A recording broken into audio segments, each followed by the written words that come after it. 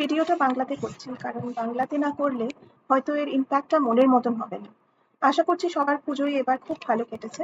আমি প্রবাসী বাঙালি, প্লিজ আমাকে ক্ষমা করে দেবেন যদি প্রনাউন্সিয়েশন বা গ্রামারে কোন গন্ডগোল করি। সারা জীবনই ওয়েস্ট বেঙ্গলের বাইরে বাইরে ঘুরেছি, কিন্তু একটা কনস্ট্যান্ট ফ্যাক্টর হচ্ছে যেখানেই থেকেছি, দেশে বিদেশে, দুর্গাপুজোর সময় মা দুর্গা ঠিক আমার পাশেই থেকেছেন। প্রত্যেক বছর দুর্গা প্যান্ডেলে গিয়ে সময় কাটাতে পেরেছি। মায়ের অনেক কৃপা আমার উপরে। এইবার আমাদের বাড়ির কাছের প্যান্ডেলেও প্রায় রোজই গেছি। ষষ্ঠীর দিন সন্ধ্যেবেলা সব ফ্যামিলি মিলে গেলাম। প্যান্ডেল গ্রাউন্ডে অনেক খাবারের স্টল হয়েছিল, রোল, চাউমিন, কাবাব, আইসক্রিম, চাট এটসেট্রা এটসেট্রা।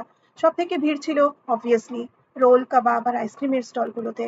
সবাই গরম গরম রোল খাচ্ছিল আর তারপর ঠান্ডা হওয়ার জন্য আইসক্রিম, কোল্ড ড্রিঙ্ক খাচ্ছিল। আমরাও তাই করলাম, পেট আর মন ভরে রোল আর আইসক্রিম খেলাম। দিল্লি সিক্সের রোল ছিল, খুবই ভালো ছিল। হঠাৎ আমি একটা স্টল দেখলাম যেটা পুরো ফাঁকা ছিল। দুটো না তিনটে ছেলে যারা ওই স্টলটা ম্যানেজ করছিল বসেছিল, খুব হতাশায়, মুখ শুকনো করে। আর ওদের এক্সপ্রেশন গুলো দেখে আমার মনটা এত খারাপ হয়ে গেল। ওরাও তো কত আনন্দ করে স্টল দিয়েছে, কত আশা করে এসেছে, কত পয়সা দিয়েছে স্টলের জন্য, আর ওদের খাবার কেউই কিনছিল না। ওই স্টলটা একটা বড়া পাওয়ের স্টল ছিল।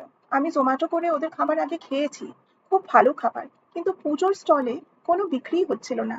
সেটা দেখে আমার মনে হলো সারা বছর কত ছোট বিজনেসের পুজোর সময়ের জন্য এক্সপেক্ট করে থাকে একটু বিক্রি, একটু প্রফিট। ভেবে দেখুন কত লোক নিজেদের ফ্যামিলি মেম্বার্সদের সাথে পুজো না কাটিয়ে অন্য ফ্যামিলিদের জন্য সার্ভ করতে থাকে এই কটা দিন। কত বাচ্চা নিজের বাবা মাকে মিস করে এই পুজোর সময়, তাই না? এনিওয়েজ, তাই আমি গিয়ে ওই স্টলের ছেলেদের বললাম যে ওরা খুব ভালো খাবার বিক্রি করে, ওদের কোয়ালিটি আমি জানি। আমি হয়তো ওদের অত বিক্রি হচ্ছে না আজকে, কিন্তু I am sure tomorrow will be much better. Although আমি ওদের কোনো খাবার কিনতে পারলাম না, কেন কি সত্যি আমাদের পেট ভর্তি হয়ে গেছিল। বাট আমার কথা শুনে ওদের মুখগুলো এত চকচকে হয়ে গেল। They smiled and I felt my heart melt. They thanked me also. Sometimes একটু ভালো করে কারোর সাথে কথা বললে আর কিছুই দরকার হয় না, তাই না?